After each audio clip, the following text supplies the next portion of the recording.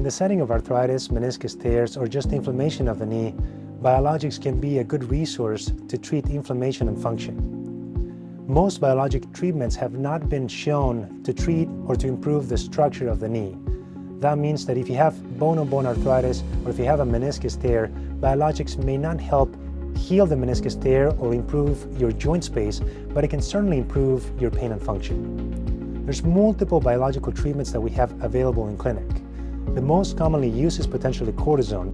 Cortisone is basically a very potent anti-inflammatory that can wash out a lot of inflammatory molecules from the knee joint. It is very powerful, but sometimes not very durable.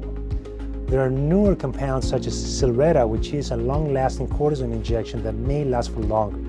It comes in small spheres, it can get released throughout time and cause potentially less pain for a longer extended period of time. Some people say that the lasting effect of cortisone can be between 2 to 6 weeks, but some people can have a long-lasting effect for up to 12 months. There's a second one called a gel injection, which is hyaluronic acid. HA or gel injections can act as a lubricant to the knee. It's a natural component of every joint. And the important part is that it works just like cortisone, but it may last for longer.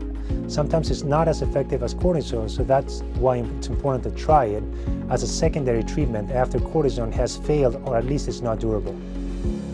Finally, the more biologic solutions are PRP or BMAC or stem cell or progenitor cell injections.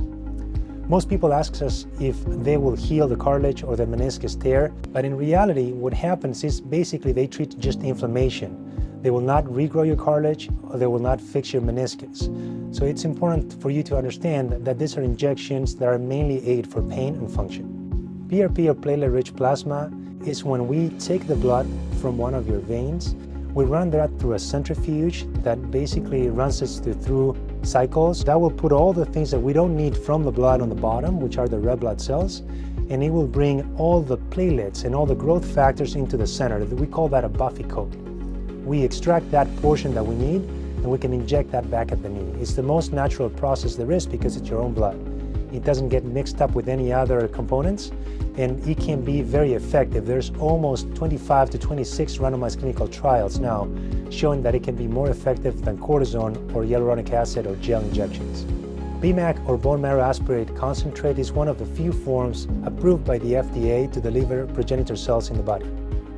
We usually do this in the OR because this requires for us to get a trocar or a big needle into the bone to be able to harvest the stem cells.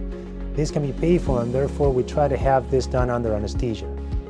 We then centrifuge the growth factors that we get from there and we extract only the progenitor cells and the growth factors from your own bone marrow. When we inject biologics, we basically can do it in 3 areas. One is on the inside, the outside of the knee, or here on the top part of the knee. I usually describe this as a house with multiple doors. Regardless of which door you open, you still get to the house.